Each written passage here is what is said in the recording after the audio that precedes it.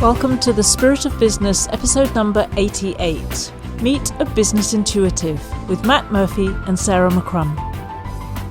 Hi, Sarah. Hi, Matt. We have somebody with us today, and we've got a really fascinating subject to explore.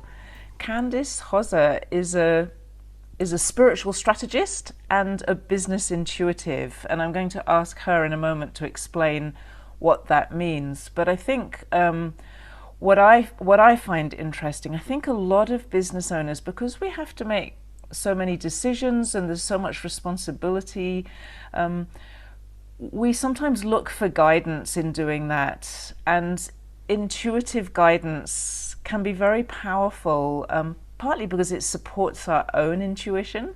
It supports us to be more intuitive about what we do, and also because it simply brings in a different angle from the purely rational, or from the the traditional what everybody else is doing, or what we've learned elsewhere.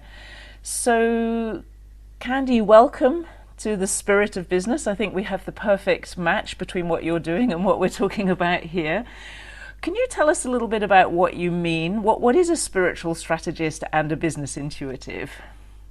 Well, first of all, I would just humbly like to thank both Sarah and Mark for inviting me on this podcast. So thank you very, very much.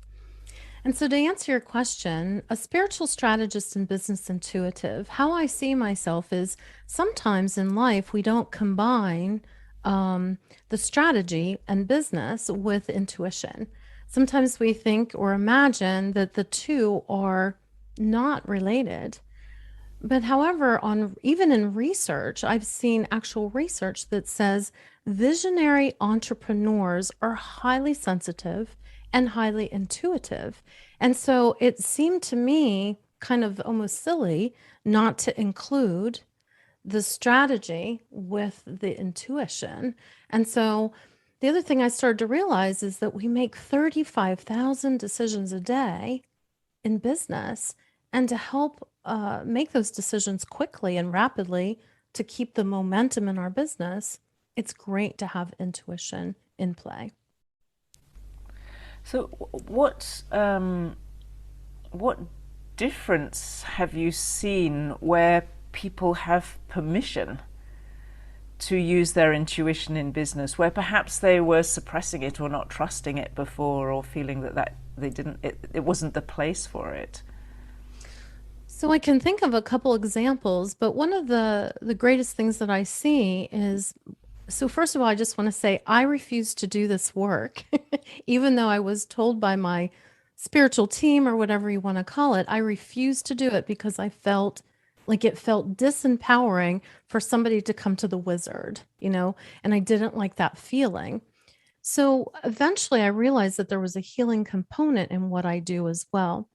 But before that, what I see is when a business owner comes and to me and starts using the mode of intuition, not that they're even trained in it, but that they're just open to it, they start seeing and feeling and hearing and knowing their own responses more naturally.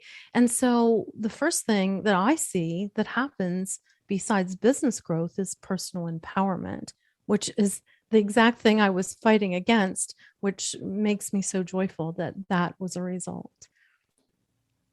Candice, I do a bit of work in this particular space to teach business owners to trust their instincts, for want of a better word. I know it's beyond just that particular thing, but I've also been taught before about sort of the way the brain works, in as much as we know about it, in terms of the fact that you have different parts of the brain. And they talk about the neocortex part of the brain being the rational thinking part of it, and then the limbic part of the brain being more non-language, more emotional sort of thing. And that's where they say your gut feeling is stored, so to speak, and that's where your intuition is effectively stored.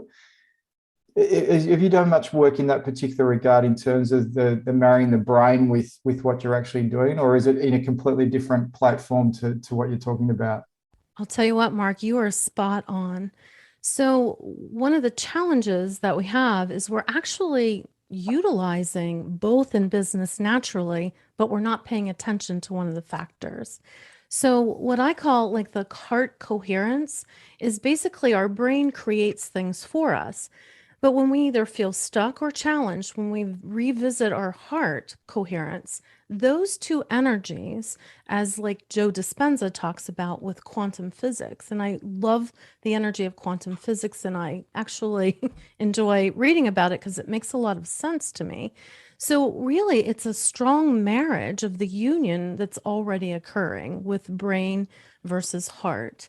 And so, my theory that I've been developing in my own business practice is that our business was born in our heart, but we're using our brain all the time. So, dropping back into that space of the heart and intuition realigns who we are naturally into the flow of our business. Because I really talk a lot about the key to the difference between sort of good businesses and great businesses are people that really tap into that emotive part or that intuition part of their business, and the emotional connection associated with it, the purpose, the why, all those sorts of things. And I said that's a key critical difference between an average or a mediocre business, or one that may not necessarily make it, compared to the ones that are highly successful. And so I really see the power in tapping into this emotional aspect or spiritual aspect of a business, aligned with purpose and meaning. And so, I certainly believe that, this is such a great thing to really talk about and consider.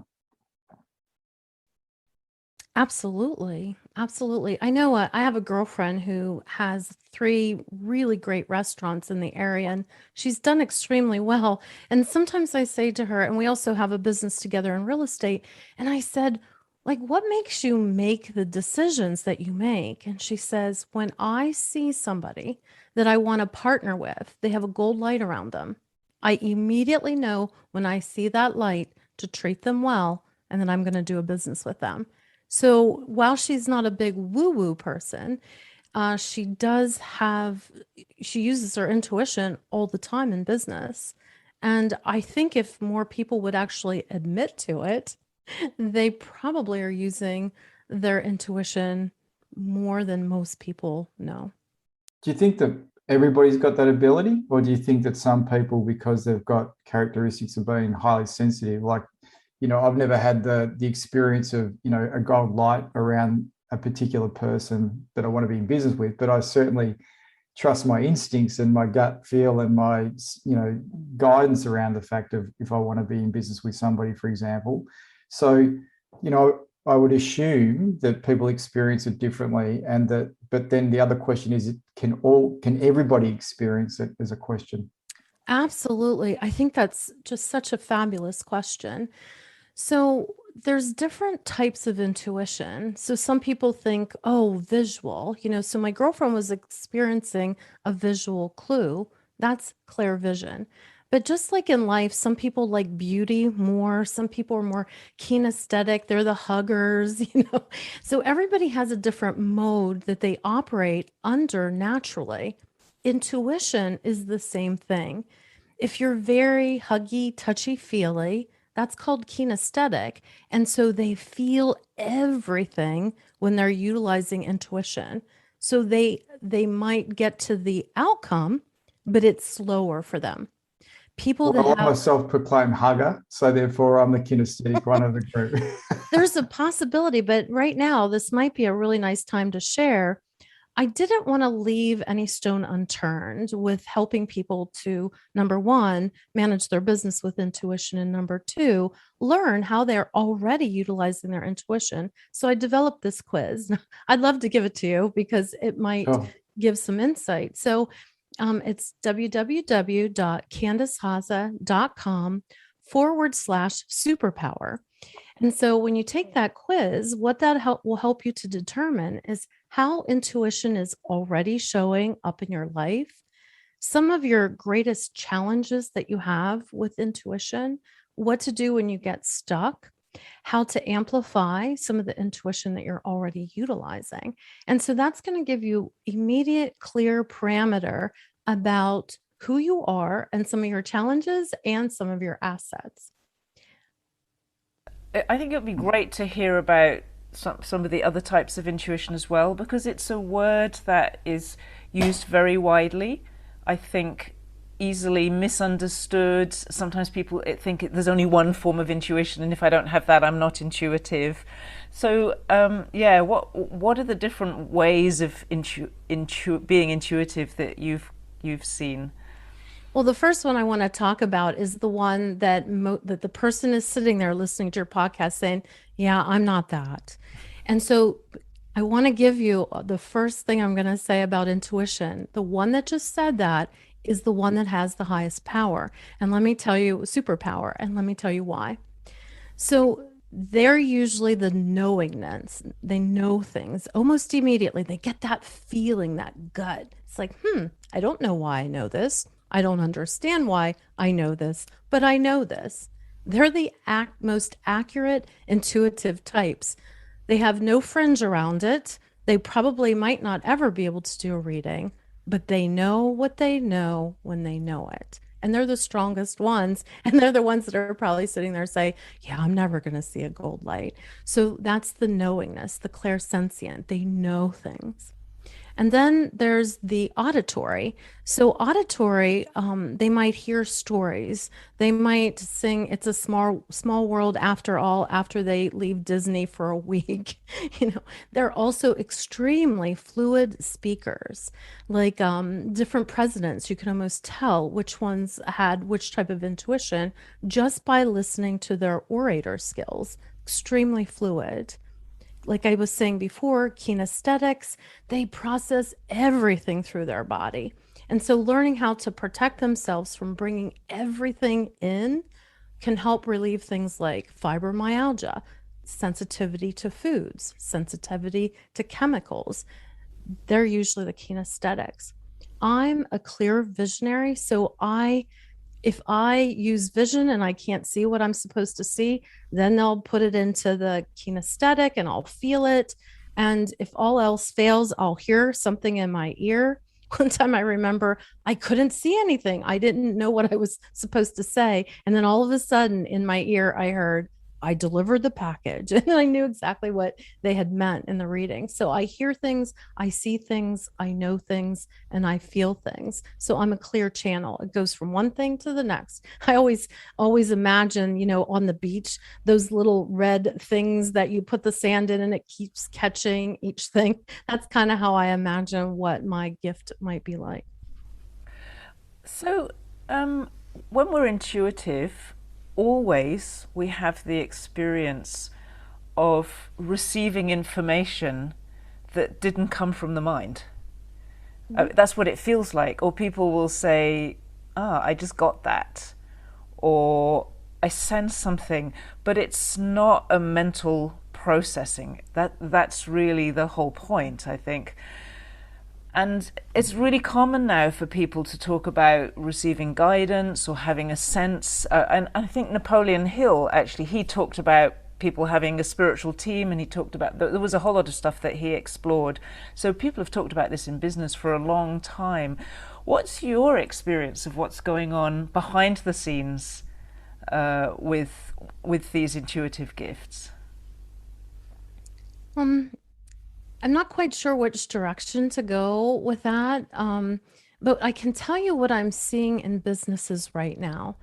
So, in businesses right now, I honestly feel like something has changed in the energy of the whole atmosphere of the universe.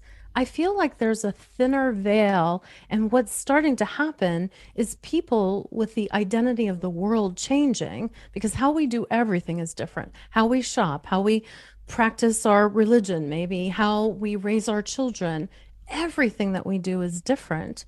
And that's caused an identity switch in the world and an identity change in us. And so, what I'm seeing right now in people is they're going within and they're starting to look at things for the very first time without as many distractions in the in part of their heart, of their soul. And so they're becoming naturally more intuitive. How that is translated into business is people are being called to different professions right now. They're being called to release things that are no longer serving them and bring in things at their highest and best. And so it's kind of what I'm seeing. And then the next thing I'm seeing is that they're craving intuition. They're craving the use of it. If you look at our TVs and you start watching commercials, about 3 years ago, I was watching the Super Bowl and I noticed that they weren't using the Dorito guy with the little chip getting smashed by the green monster. Instead, they were starting to talk about consciousness and awareness and gentleness and kindness. And it was Super Bowl commercials. I'm like, what's happening here? I'm like, oh my goodness, like consciousness has evolved. And I do think that our businesses are going to naturally progress into using our intuition as a primary resource. And that's my personal belief. I saw an ad, and I can't remember. I can't remember which. It was a car ad. I have no clue what car it was, but the car was talking to the owner, and it was like the car was being the intuition of the owner or the driver of the car. And I've seen quite a few things like that where people are having an experience of receiving information. So this, like you say, there's a thinner veil, and it's becoming more acceptable and more common for people to bring the spiritual conversation into business. In some places, it's not at all, but where it is, it's. I think that's growing quite rapidly. And I know you've written a book about this recently. Your book is very gently allowing people to be more woo-woo in business. So it'd be great to hear what prompted you to write that book. Well, I saw the book many years ago and I couldn't imagine myself writing a book. First of all, I didn't think I had anything important to say. I truly believe that about myself. And so I kind of went through a little journey. I had cancer and I had to make some decisions about how I was going to spend the rest of my life. And I was given the rest of my life. And so I really sat with that and I thought, what do I want to do next? I knew my entire life I loved intuition and I was highly connected to it, but I denied that. And so I knew I loved reading the Akashic records and helping people. And that's kind of how my journey started. I never in a million years would have thought I would be helping business owners. If you would have asked me the one sector or group that I wouldn't be helping, I would have said business owners until I realized that they had the most to lose. As entrepreneurs, we really do put our whole heart and soul in our mission. And so, who I like to work with is heart centered, mission driven entrepreneurs because that feels the most aligned for me to help. And so, once I saw the transition in their business, I became mesmerized with the process of people earning so much more because they're in alignment with their heart and their mission. And it's not about just earning more money, it's about the impact that they're making. And that warmed my heart so much that I created an actual system or a process of business alignment. And so, why I wrote that book is I wanted that in everybody's hands so that they could too utilize the system that I developed to utilize intuition as well as some really strong business parameters that they would need to look at as business owners. And so that's how the book developed. What's the name of the book? Align Your Business. And it has a little subtitle. I always forget it. Isn't that embarrassing? It's Connecting to the Next Level of You with Your Woo. And so, which is called Windows of Opportunity. I didn't want to be too woo woo because I didn't want those that really needed it, the ones that are business owners, the ones that aren't quite sure about their knowingness, to be like, oh, I don't need a woo-woo book. And so I wanted to be very strategic about my language, about alignment of business and creating those windows of opportunity. So you mentioned in there Akashic Reading, and I think lots of people will not know what that is. So I'm going to first of all just say, because I had an experience of this just last week with Candy, what my experience of an Akashic reading was, but then it would be really interesting to hear, your perspective on it. So for me, like Candy said, she's reading my soul records. Now I've heard of this kind of stuff before, and I've actually had an Akashic reading before, and you can explain more in a moment about what that really means, like what are soul records even. But for me, what was really interesting, because we tuned into the two different businesses that I'm connected with, and also different parts of the businesses, and you gave me a whole lot of perspective on my business that I was kind of aware of but don't always acknowledge. And I think that's really important. Often we have a sense of something around the business that's perhaps the wider significance of it, or what it's really about, rather than the everyday. Like every day it feels like it's about emails and meetings and things that have to be done, and it's really easy to get caught in that. And it's important to have a sense of, what's this really about at the kind of the level of being a human being, rather than just at the level of being a business owner. But the other thing, and I think this was very significant for me, and probably the mark of a good Akashic reading, rather than, I have had them before where I came away with nothing really, and that's probably because I'm very intuitive already, so I tend to know a lot of the readily accessible information. There was something that I was asking about, and I thought I knew what it was that I was looking for. And you came back several times and you said, no, there's another way that this could be, Sarah. And I said, no, yeah, but what about this? You said, no, you need to think about this. And I said, yeah, but what about this? You said, no, think about this. And it was very interesting, because I'd had a few other little, very quiet nudges in the same direction, which I'd kind of tried listening to and half ignored. And I think this is a really common experience. We get these nudges, or these like a little bit of an insight, but we're not sure whether it's just a flash of an idea that has no relevance or it has relevance. When you said that 3 or 4 times over, I knew that this is something I have to listen to, and it was a really significant strategic shift. I mean, really significant. And we're talking about potentially a lot of money involved, and who we align ourselves with, and how we do it. And already within 2 days, that information started to play out because I listened to it. If I'd ignored that, we would still be going on a path that would not be leading to as good an outcome. So that was a powerful moment for me. With that, that's just an example, but what is really an Akashic reading? Oh, I have so much to say. So I took notes. So the first thing is, an Akashic record reading is simply, Akashic Records is a database. It's a database of your soul. So right away, that database puts my strategic and my intuitive mind so happy. So it's a database of your soul connected to divine source. It's an infinite space of wisdom, truth, and love. It's also a space of infinite possibility. Can you see how nicely that works into a business? And so having an Akashic record reading is simply a Google search for your soul, and I'm the voice of Siri. That's how easy it truly is. So one of the things that Sarah was talking about is that it gave her a wider perspective.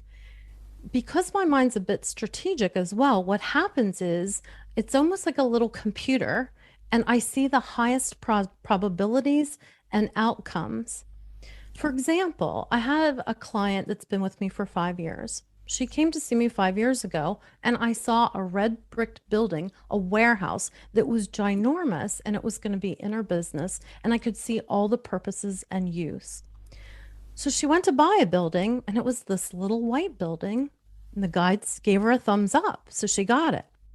About 4 months ago, I was driving down the road, and out of my right-hand eye, I saw the building from 5 years ago in my vision. I pulled over, went to the back property. It was for sale. She now has it under contract, and it probably will make her about $5 million. And so it's this huge old warehouse. And so to me, when I see things like that, and by the way, she also has a guide, which is her grandmother, that always comes in every single time. Even if I'm not thinking about it, grandma comes. And grandma also showed me a baby that was supposed to come. And she and her husband had been engaging in a conversation about this that nobody knew about. So when I went to see her business one time, I literally started to cry because she had a bump in her belly. She had a new practice and she was helping so many people and making such an impact in the world. And so when I see that, it's really important. I want to make one more point of a note that I took when we were talking is I've just recently understood something that I've been seeing in the Akashic records. I had a client that was working with me and he decided that he was going to work with a man because he's always working with women. So he took a break from our work and he kept nudging me and calling me. He's like, something's wrong. I feel out of balance. I don't know what's the matter. So I asked the energy field around him. And what the guys told me was something I didn't understand. When I say, do I have permission to open your records? We're working on and through and in the records. So we're not working outside of the container of us. And so many times we're looking to the outside for answers when the truth of the matter is working on the records, in the records, through the records with the questions in our business actually grows the container of energy of who we are. And then that brings in more synchronicities and relationships that are aligned to support our business. That's really interesting because when you're talking and when Sarah was talking before, she was talking about the concept of guidance. And I often experience when I'm problem solving for business owners, I just know the answers. They just come to me. It feels like I'm a channel in terms of being able to, provide sources of answers that I didn't know that I knew. So there's something there that's beyond me that I can feel in that situation, which is great. So, and then I listened to you in terms of talking about soul records and about what's inside of you. So maybe if you can explain to me how this concept of guidance, and then there were also this concept of sort of inner knowing and wisdom and soul, sort of how that sort of operates together. So I love what we're talking about with this because for you, I felt like you were sentient, meaning that you just had a knowingness. You're the most accurate type of intuitive type. And so that's really important for you to understand in the moment is that when you know, follow that, never deviate from that because it's like everything comes together for you in just a moment. And that's really important. And that's literally all you need to know is to trust the knowingness. So for example, I almost really screwed up the other day. I was in a hot tub with my girlfriend, and the hot tub started at 92 degrees, and it started to get warmer and warmer. And I heard one of my guides say, frog in water. And I thought, what are they talking about? But if you keep a frog in the water long enough and you turn on the water and it gets hot, the frog will die because of the water getting too hot and it not being aware of the change in temperature. So I went to get out of the jacuzzi and I passed out. And then I'm like, oh my goodness, I was told what to do, but I didn't listen. And so the result of not listening sometimes isn't exactly the highest and best that you really want in that moment. So I really love that you know this about yourself and that you can trust that. I'm not quite sure that answered the whole parameter of the question, but yeah, I suppose it's sort of like there feels like there's an intuition that sits inside of you that you know the answers, and then sometimes it feels like you get messages or guidance sort of type thing. So I was more talking about the combination between the gut feel, sort of the feeling inside of you, and then also this concept where you feel like you channel information through from other energy. So it's just probably how those two things hang together. And then the other question that I'd like to explore in terms of that knowing bit, and we've spoken a little bit about this in a previous podcast, Sarah and I, about this concept of knowing it for other people, but not necessarily knowing it for yourself. Mm-hmm. Well, yes, there's about 4 answers in there, but I want to go back to the outside energy and the inside energy that you're talking about. See, in the realm of me, I don't understand the difference, because it's the energy of the Akasha, which is us inside, but we create our universe. So for me, it's really hard to pull those two things apart. The Akasha is a database of everything that was, is, and will be. And so if we're literally creating our universe each and every moment, then I don't see a difference energetically and vibrationally. When I opened the Akashic records, and one time I asked about healing and what it looked like, oh my goodness, it was the most beautiful thing. I'm actually having a painting commissioned into what I saw. There were geometrical shapes and things that moved, and pyramids and colors, and it just felt so expansive. And so what I think really happens is that we're utilizing our intuition. And for me, I'm going into the space of the Akasha. We're creating things that we speak inside that energy field, which starts the creation of the things that, I don't want to say that we want and need, but our own personal visions and desires are naturally just coming to us. I don't worry about things as much as I used to, because I really trust that the right things will come into my life now. And before, I used to feel like I had to push that or shove that through, right? And so that doesn't feel right to me anymore. I have to trust, or I get to trust, or I get to choose to trust that my insides in the universe that I'm creating with my own energy is bringing in the outside. So I believe to me, it feels like a one system process. Yeah, that makes sense.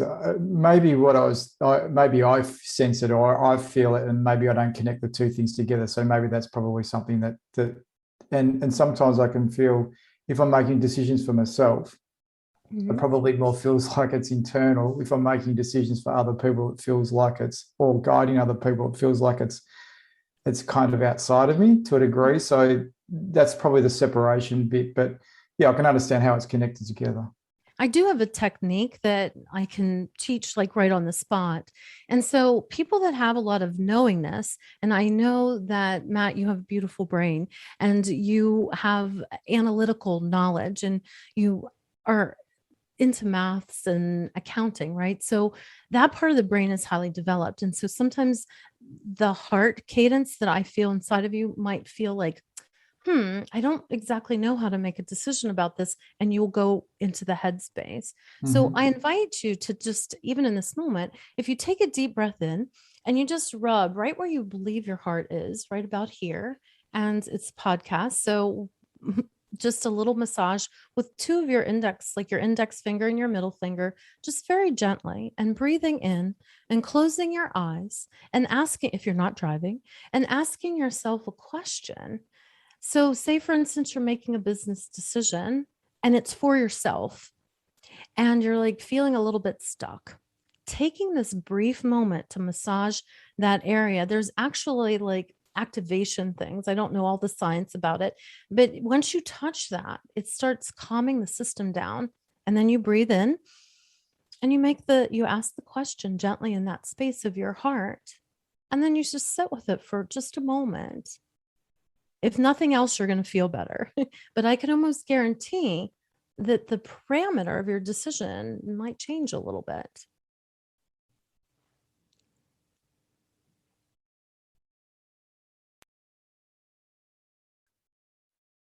I did ask a big question in terms of doing that particular exercise, and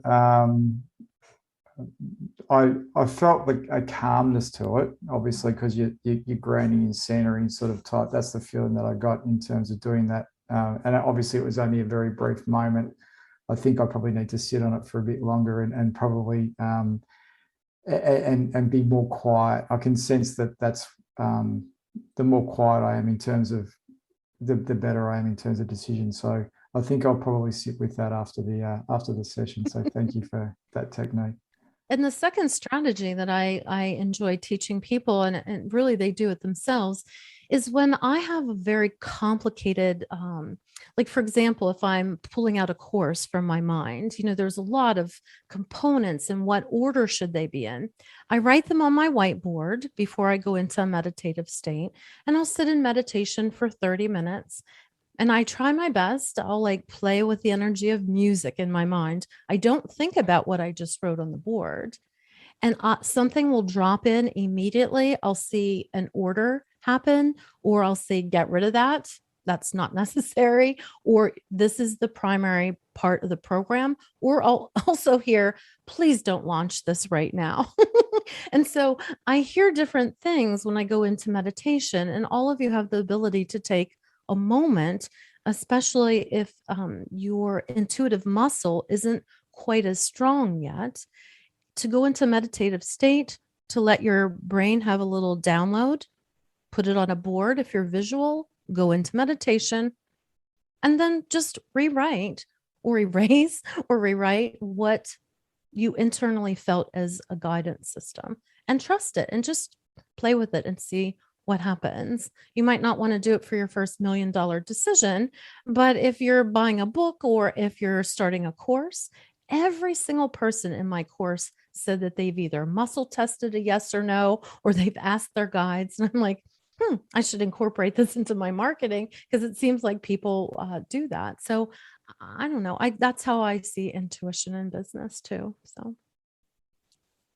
What's really interesting is to see how immediately, when you start to connect with your heart, I could see in your face, Matt, your skin changed color. I was going to say that. Yeah, and there's this, and you start to smile in a different way, and there's this kind of softness and aliveness that comes up. And sometimes maybe because business tends to be a very heady space, we almost think like, I've got to be this very heady person. But what I see is that people make better decisions, because when you bring your heart in, you don't abandon your mind. Your mind comes into a right relationship with the heart, where it's useful, but it's not so dominant, and people make better decisions.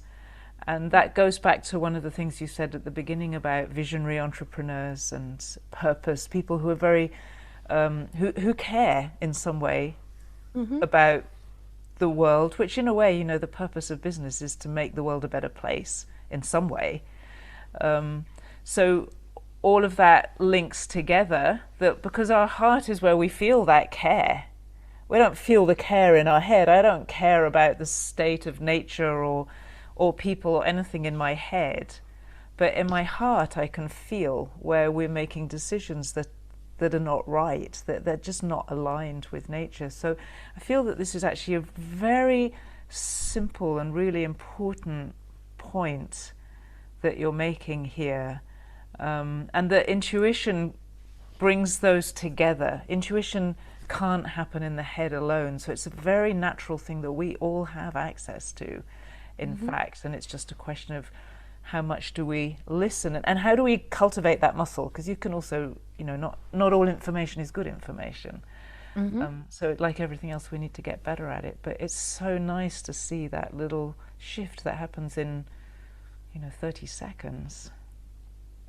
Yes, it is. The other thing that I'm really, I think I probably didn't understand this before. When I hear you talking about the Akasha, I now see it more like, it's kind of like the database of life, if you like. It's the information, literally the kind of raw information that sits behind everything that happens in life, and also everything that's possible in life.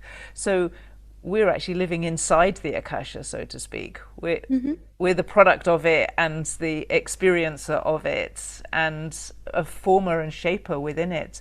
And so that helps to show how our thoughts and what we say become so significant, because they influence that information and change the shape of it, and therefore change the shape of reality. I'm a firm believer of that. And, you know, when I'm in that space, it's so incredibly beautiful. I mean, I see so much beauty there. You know, a lot of people call the Akashic Records soul books. And you often see libraries. And even Sylvia Brown, in the books that I've read, she sees a library when she goes there.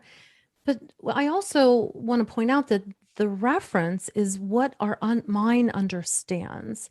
And so here's the thing, the truth of the matter, I really believe, is the Akasha, or stepping into that energy field, is a database of everything, of all that is. And that's why they called it the library, because I have to really be honest, I was never a great student in school. I have multiple learning disabilities. It took a village to get my book into down onto a piece of paper with my learning challenges. I don't spell well. So I thought I was stupid. And I mispronounce things. I don't read well. So, so go ahead and hire me for your making your $1 million decisions. But I'm just being silly about that. But the truth of the matter is, once I stepped into that space, it was like an educational resource for me. I've received downloads about quantum physics and quantum energy fields that I like ran over to my husband crying. I'm like, oh, make it stop. Like, why is this information coming out? I don't even know if it's right. And information about soul tattoos and how our energy travels through universes, and that we have this soul tattoo thumbprint inside of ourselves. And my husband said to me, Candy, what you're saying, I just watched a show on Einstein, and everything that you said is accurate. Me in physics, I never even took a class. So I really got a bit of a tickle about this. And so there's more information to come, and more books that I've been shown that I will write, because it's the database that I'm writing from. Yes, that makes really good sense, and I think it creates a great deal of intrigue. It feels like a good place to end. Actually, it's almost like we're opening up something that really can. It's a place to allow your curiosity to run, not to run away, because we can also get lost in this kind of information, and I'm sure you've seen that and probably experienced it too. It's not something to get kind of lost in, but something to just open up to, that there is all this information, and we are both influenced by it and influencing in it, and we can read things in it. And of course, in the old days, when I was young, we didn't have the kind of databases we have now. Everything was in libraries. That was the database. Now we have such it's so invisible, the database. We just see the interface and nothing else. So in a way, you're like the interface. You're the Google search. It's like, oh, can you tell me more about myself? And you come back with it. So That's basically I think all I am. because, as That's you all I say, am. there is a big change going on, and people are getting more curious and going inside more. So it's the perfect time for letting yourself be curious about this, and understanding that real value can come out of that. So Candice's website is CandiceHoser.com, and I'll put that in the notes so that everybody can get the spelling of it. Thank you for being very transparent and open. I know that your book is about trying to kind of dispel people's fear around these type of topics, and also make it feel very kind of normal in business. And we've pushed you probably to talk about it quite openly, but the audience that we have is pretty curious on the whole. And I think it's great what you've shared with us. Thank you very much. Thank you for having me, both of you. Thank you so much. Thanks, Candice. It's been great, and I wholeheartedly agree with what Sarah's saying. And you know, the success of people and people's lives and is we need to look for something better, and this is obviously something that we can look towards to have a better life. So I agree that we should consider and play with these things and think about them in a deeper way, because it makes a difference. And it's fun. When you said that, when you said we should consider and play with it, it's actually fun. It's interesting. Like, I think we're interested in ourselves, and we're interested in the possibilities for our business, and we're interested in lighter ways of making decisions. Like, does it have to be so hard and so heavy? And we're curious about that. It's so nice to have permission. Like, there was a time not so long ago where this was extremely difficult stuff to talk about, and now we can talk about it everywhere. It's amazing. Yes. So yeah, thanks for mentioning that, Matt. That's what really lights me up, is the fun. I love playing with it and in it, and I'm currently teaching it, and so we're having so much fun playing, in the energy field, and the discoveries that people are making about themselves and each other, and how easy it is. That's, I think, the last thing I just want to say is, I have one person in my group that has had two things, just two small parameters of intuitive teaching, and she's reading the records for the other people in the group, and they're like, "Oh, I want to go see her." And she's had two parameters of training. So I really think it's easier than we think, or actually it's easier than we feel. So if we think, we kind of miss the boat with intuition. If we feel, we're right there. Wonderful. Thank you very, very much. Thank you both. Thank you. Thank you.